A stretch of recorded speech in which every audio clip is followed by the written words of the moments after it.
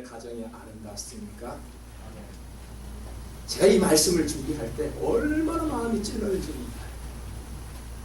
목회자의 가정이 아름다워야 하는데 너무너무 부족하구나 라는 마음으로 제가 말씀을 준비하였습니다.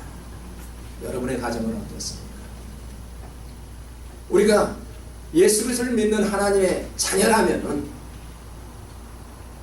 우리가 오늘 말씀에서 읽었듯이 여러분, 믿음이라는 것은 무엇입니까? 보이지 않는 것을 믿는 것이 믿음이라고 말씀하셨죠. 맞습니다. 태초에 하나님이 천지를 창조하셨다라는 이 말씀을 믿는 것이 우리가 보지는 않았지만 그 말씀대로 믿는 것이 바로 믿음의 시작입니다. 천지를 창조하실 때 하나님께서 말씀하십니다. 아, 빛이 있으라 하시니 하나님이 보시기에 좋았더라. 물이 한 곳에 다 모여라. 물이 모이니 하나님이 보시기에 좋았더라. 나르는 새와 또 채소와 나무가 많은 열매를 내니 하나님께서 보시기에 좋았더라. 낮과 밤이 있으니 하나님께서 보시기 좋았더라. 이처럼 하나님께서 보시기에 좋았다라고 하는 이 세상이 그래서 아름다운 것입니다. 하나님이 창조하셨기 때문에 아름다운 것입니다. 그런데 왜 사람이 왜 가장 나중에 창조되었을까? 혹시 하나님께 좀 마음적으로 물어보신 적이 있나요? 왜 하나님 이 소중한 사람을 가장 늦게 창조하셨을까? 라고 의문을 제기해 보셨습니까? 모든 자연 세계를 창조하신 후에 인간을 창조하신 이유가 있지요. 사람이 중요하기 때문에. 사람이 중요하기 때문에 가장 나중에 인간을 창조하셨다는 것입니다.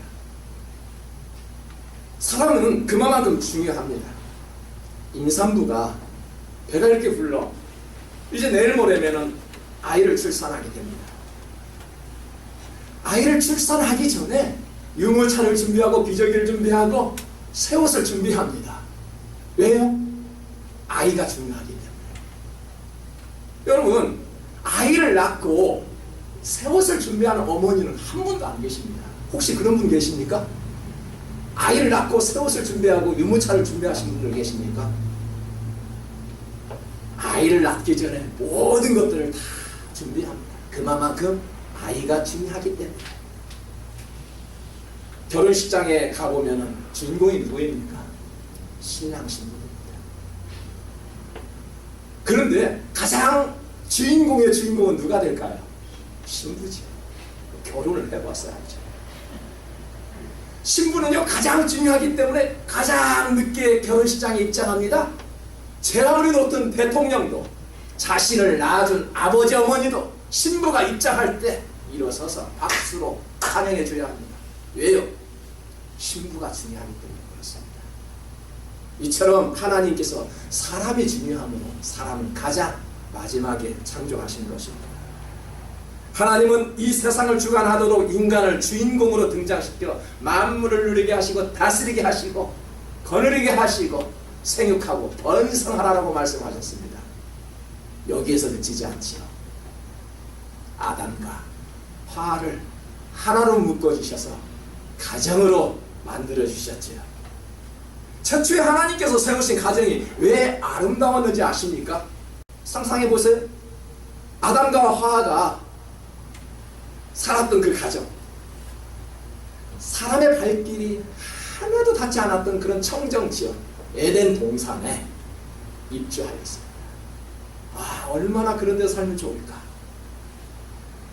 보니까요 많은 열매들이 있어서 일하지 않았어요. 여기저기에서 열매를 따먹고 살아도 배부를 정도로 많은 각종 과실들이 풍성하였습니다. 아담의 생활을 보니까요 새와 짐승들의 이름만 지었네요. 아무 할 일이 없었어요. 참 이렇게 편안한 세상을 살고 있었습니다. 여러분, 아담의 일상생활을 보니까요 새들과 짐승의 이름을 하나님께서 지으라고 허락하셨어요. 정말로 태평성대를 누리고 있어서 호화로운 생활을 하고 있었죠. 그런데요, 아무리 재미있는 일도 혼자 하면 즐겁지 않습니다. 요즘 히트치는 드라마가 뭡니까? 혼자 보면 재미없죠. 함께 보아야 재미있어요. 아무리 즐거운 것도요, 혼자 하면 재미없습니다. 신앙생활도 마찬가지입니다. 혼자 신앙생활 하면 재미없습니다. 몸이 불편하여 모처럼 나오신 전도사님 계시죠? 혼자 신앙생활 하시니까 어떻대요? 교회 나오고 싶어 미칠 지경이지요. 외롭습니다. 성도들을 보고 싶어요. 함께 찬송을 하고 싶어요. 이게 우리의 신앙생활입니다. 하나님께서 직접 가정과 교회를 세우신 이유가 있습니다. 서로가 협력하라. 서로 협력하라고 하나님께서 가정과 교회를 세워주셨다는 것입니다. 공중에 나는 새들과 짐승의 이름만 짓고 있었던 아담의 생활은 그야말로 고독했습니다. 하나님께서는 이것을 아시고 본문 18절에서 이렇게 말씀하시죠. 같이 한번 읽겠습니다. 사람이 혼자 사는 것이 좋지 아니하니 내가 그를 위하여 돕는 뱃길을 지리라 하시니라. 아멘. 가정의 머리를 남편으로 세우셨네요. 제가 가정의 머리랍니다. 막중한 책임을 지고 있었죠. 그런데 하나님께서는 남자가 잘나서 머리로 세우셨을까? 라는 생각을 가져봅니다. 하나님께서 남자가 잘나서 여자가 부족하기에 돕는 배필로 세우지 아니하셨지요. 만약에 그렇다면 성경은 거짓말입니다. 사사시대의 드보라를 한번 보십시오. 여장군이었습니다. 신약시대의 브리스길라를 한번 보십시오. 그는 충성스럽게 교회를 섬겼던 가정주부였습니다. 남자들보다도 더 큰 영향력을 행사하였던 여성들이 굉장히 많았던 것입니다. 아담과 하와는 마치 바울과 바나바가 서로 협력하여 안디옥 교회를 세워 나갔던 것처럼 아담과 하와는 서로 협력하여 가정을 이루라고 하나님께서 가정을 만들어 주셨습니다.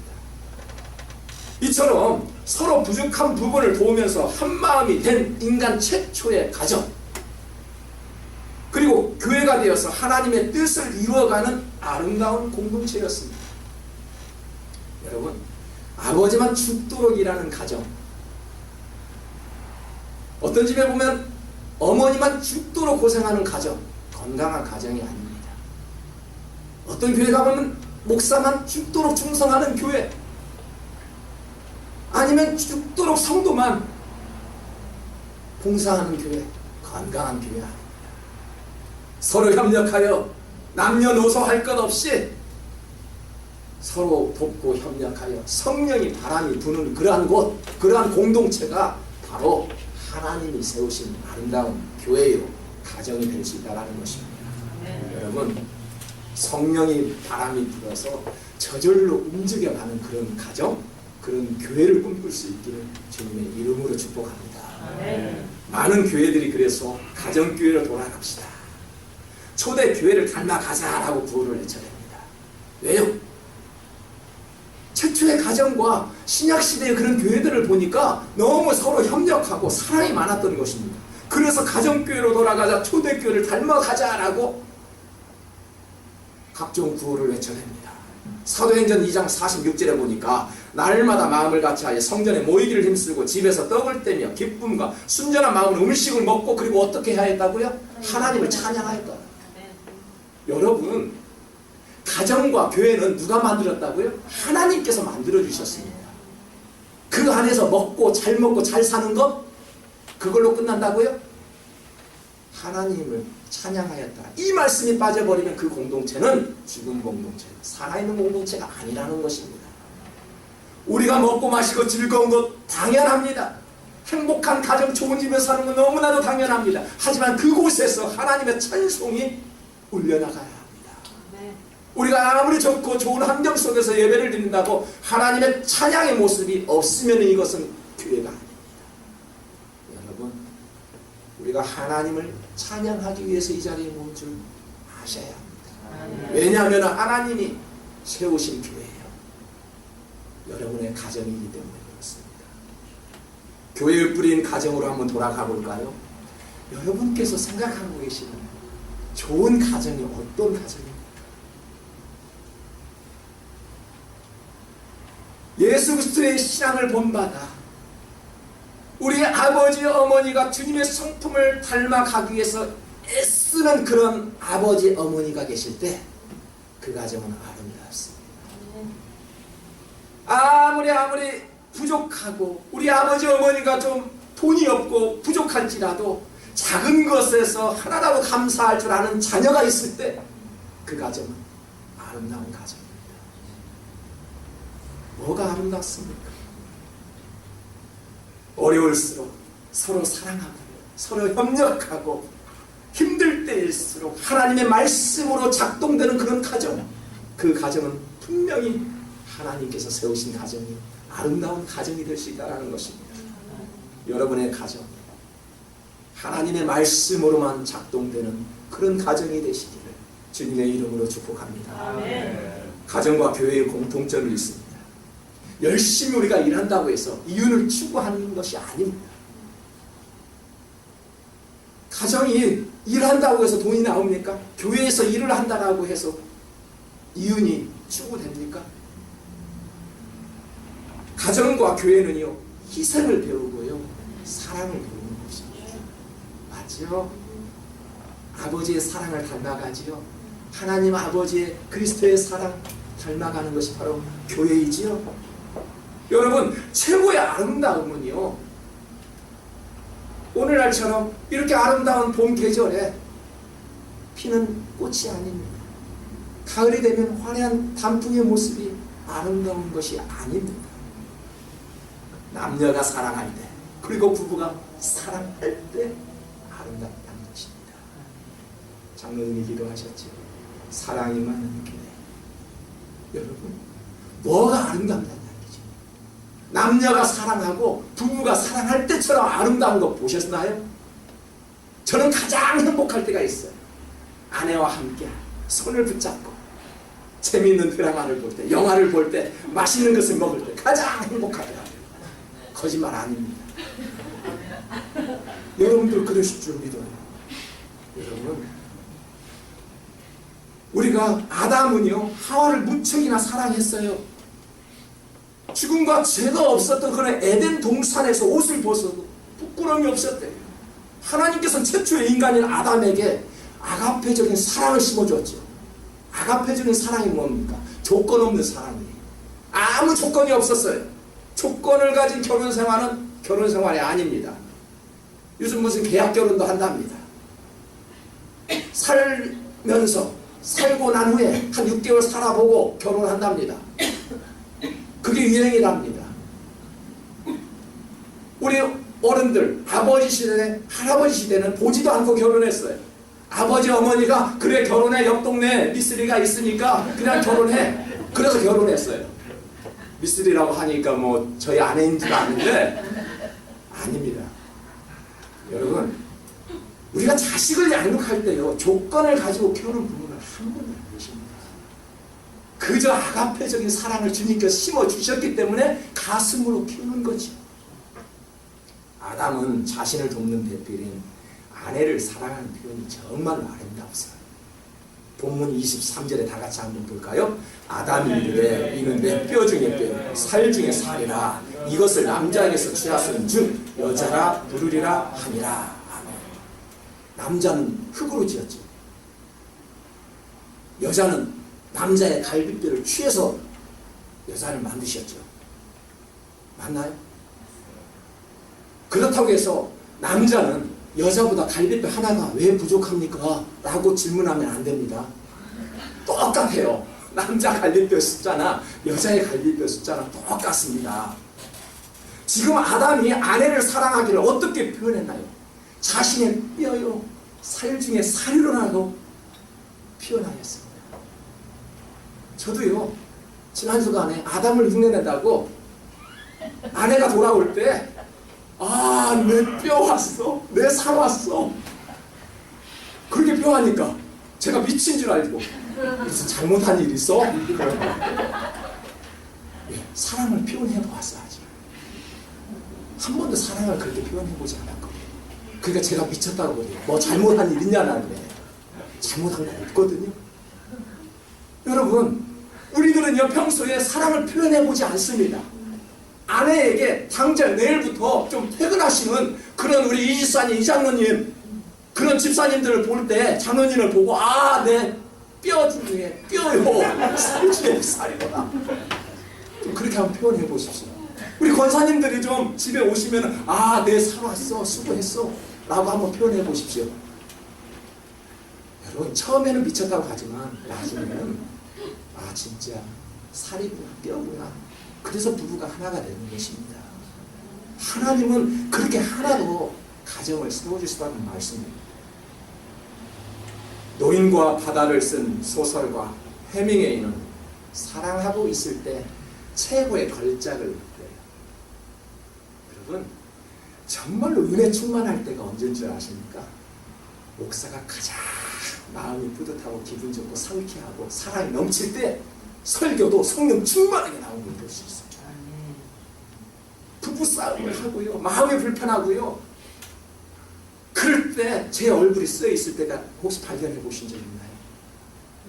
저는 거짓말을 못하는 사람, 얼굴에 나타나는 사람, 마음이 불편한 불편함이라고 여기에 다 마크가 되어 있어요. 해밍웨이를 보니까요, 가장 사랑하고 있을 때 노인과 바다의 이 소설을 걸작으로 내놓았어요. 그만큼 마음에 사랑이 있으니까 글도 잘 써졌다는 것입니다. 여러분의 마음속에 사랑이 한번 넘쳐나 보십시오. 굉장한 좋은 걸작들, 작품들이 매일 하나하나씩 배출될 것이 틀림없습니다. 여러분의 사랑이 가득 넘쳐날 때 많은 사람들이 저와 여러분 곁에 쏟아 넘쳐날 것입니다. 사랑하고 있을 때 많은 걸작을 낼 수가 있는 것이죠. 우리는 사랑을 돈으로 살 수 없습니다. 사랑은 값비싼 선물을 주고받는 것도 아닙니다. 다이아 반지를 끼워주는 것도 아닙니다. 넓은 가슴으로 안아주는 것이 바로 사랑입니다. 사랑은 다른 것 없습니다. 우리가 가정에서도 영향력 있는 사람이 배출된다는 사실, 사랑이 있을 때 그 가정에서 영향력 있는 사람이 배출된다는 것입니다. 우리가요 단칸방 그런 데서 새 살아도요 가정만큼은 싸구리 가정이 되어서는 안 되겠지요. 교회가 건물은 없어도요 교회는 유지됩니다. 하지만 교회는 사랑이 없으면 유지되지 않습니다. 맞습니까? 우리들이 건물은 없어도요 천막을 치고 예배를 드릴 수 있어요. 하지만 저와 여러분의 마음속에 사랑이 없어 보십시오. 그건 교회가 이미 아닙니다. 그래서 사랑이 그렇게 중요하다는 것입니다. 갈라디아서 5장 13절에 보니까 오직 사랑으로 서로 종로를 하라라고 말씀합니다. 서로 섬기래요. 부자는 부원들을 섬기고요, 교사는 학생들을 섬기고요, 학생은 선생님을 섬기고, 목사는 성도들을 섬기랍니다. 남편은 아내를 섬기고 아내는 남편을 서로 종로를 하며 섬기랍니다. 우리가 섬기고 사랑하는 것은요 내가 이득이 있을 때 내가 뭔가 편리하려고 섬기는 것이 아닙니다. 종노릇 하면서 섬기는. 여러분, 참된 종은 주인이 시키는 대로 움직이는 사람입니다. 즉각적으로 반응한 사람입니다. 그게 참된 종입니다. 최초의 공동체는 교회가 아니라 가정이었죠. 맞죠? 그리고 가정 안에서 하나님을 찬송하니 그 자리에서 교회가 되었죠. 그래서 저는 그렇게 생각합니다. 가정과 교회는 동시에 하나님께서 세워주셨다라고. 가정과 교회는요 동시에 세워졌습니다. 그래서 가정이 잘 되면 교회가 잘 되죠. 교회가 잘 되면 가정이 잘 됩니다. 믿습니까? 맞습니다. 교회가 불편해 보십시오. 가정에도 불편한 마음이 있습니다. 가정이 잘못되니까요 교회가 엉망입니다. 교회가 엉망이니까요 사회가 엉망이죠. 사회가 엉망이니까 어떻게 돼요? 지금 미국을 다스리는 정치인들의 모습을 보십시오. 다 받아들입니다. 이것저것 다 받아들입니다. 큰일 났습니다. 왜 그럴까요? 보기 좋은 세상이 왜 이렇게 요지경이 되었을까요? 순종이 없기 때문에. 순종이 없기 때문에 이렇게 세상이 요지경이 되었습니다. 예수를 믿는 우리들이지만 하나님 말씀 앞에 순종이 부족하였습니다. 가정과 교회를 세우시기 전에 하나님께서 말씀하신 것이 있습니다. 가정을 세우기 전에 하나님 말씀하신 게 있어요. 뭔지 아십니까? 우리 다 같이 한번 성경을 볼까요? 2장 17절에 보니까 다 같이 있습니다. 선악을 알게 하는 나무의 열매는 먹지 말라. 너가 먹는 날에는 반드시 죽으리라 하시니라. 하나님께서 명령하셨어요. 약속하셨어요. 그리고 가정을 세우셨어요. 이 말씀을 하신 후에 가정을 세웠답니다. 에덴 동산에 수많은 열매가 있을 건 아닙니까? 근데 그 열매만큼은 먹지 말래요. 그 열매가 독이 있었습니까? 아니거든요. 그런데 하나님께서 말씀합니다. 그 열매는 먹지 말라. 사실 먹어도 죽지 않은 열매였어요. 아담과 하와는 살았잖아요. 만약에 그게 독이 있었으면 죽었어야 되는데 살았습니다. 왜 그 열매를 먹지 말라고 말씀하셨을까요? 순종하는 모습을 가르치기 위해서 하나님께서는 이 열매를 먹지 말라라고 말씀하셨어요. 순종을 가르쳐주기 위해서. 여러분, 하지 말라고 하면 이상하게 더 하고 싶은 욕망이 생기는 것이 우리 사람의 마음이죠. 스탑 안 하면 가고 싶어. 좌회전 하라고 하면 우회전 하고 싶어. 우리 사람의 마음입니다. 뭔가 사람이 시키는 대로 하면은 자신의 자유가 극도로 침해당하고 있다는 그런 불만과 욕구가 있기 때문에 우리들은 반대로 가는 성향이 있다라고 봅니다. 이것을 심리학에서 뭐라고 합니까? 리액턴스 효과라고 말합니다. 항상 거꾸로 가는 심리, 심리학에서 리액턴스 효과라고 이야기하는데 이것을 우리말로 바꾸면은 청개구리 심리라 정도라고 생각하면 됩니다. 청개구리 발견하셨습니까? 청개구리는 시냇가에 살고 있기 때문에 녹색을 띠고 있기 때문에 잘 보이지 않습니다. 왜 청개구리는 시냇가에만 놀고 있을까요? 어느 날 엄마 청개구리가 산으로 가라 하면은 청개구리는 바다로 갑니다. 왼쪽으로 가라 하면은 오른쪽으로 갑니다. 하도 말을 안 듣던 청개구리는 어머니가 이제 병에 눕게 되어 있습니다. 마지막으로 청개구리에게 부탁을 하죠. 청개구리야, 내가 죽거든. 산에 묻지 말고 시냇가에 물어라 라고 말을 합니다. 왜요? 시냇가에 물어라고 할 때 산에 묻지 않을까요? 그래서 엄마는 죽기 전에 그렇게 청개구리에게 부탁을 한 거예요. 청개구리 울면서 엄마 내가 그동안 잘못했어. 내가 이제 마지막 소원은 꼭 들어줄 거야 하면서 산에 묻지 않고 시냇가에 묻지. 그래서 지금까지 청개구리는 시냇가에서 개굴개굴 하면서 울어댑니다. 비만 오면은 어머니의 그 무덤이 또 내려갈까봐 지금까지 울어댄답니다. 순종하지 않으면요 우리도 끝내는 청개구리처럼 항상 불안한 그런 시냇가에서 울 수밖에 없다라는 것입니다. 순종이 부족하면 언젠가는 이처럼 패배하고 만다라는 것입니다. 하나님께서 세우신 가정과 교회의 목적은 남편과 자녀들이 편히 먹고 잘 사는 모습이 아닙니다.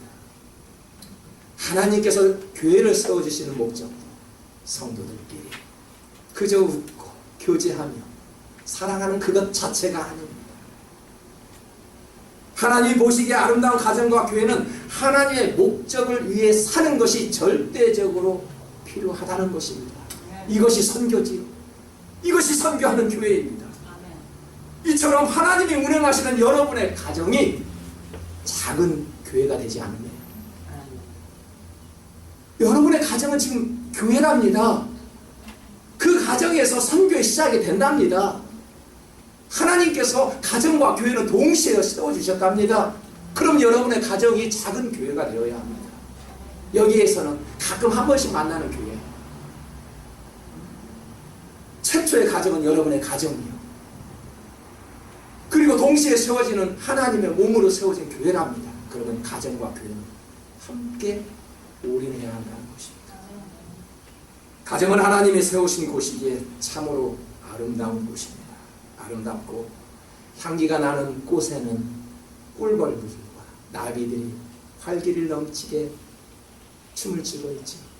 저와 여러분의 가정과 교회가 그러한 예수님의 향기로 가득 채워져서 나비와 꿀벌들이 뛰노는 그런 것처럼 예수님의 향기가 가득 넘쳐나는 여러분의 가정이 되시기를 주님의 이름으로 축복합니다.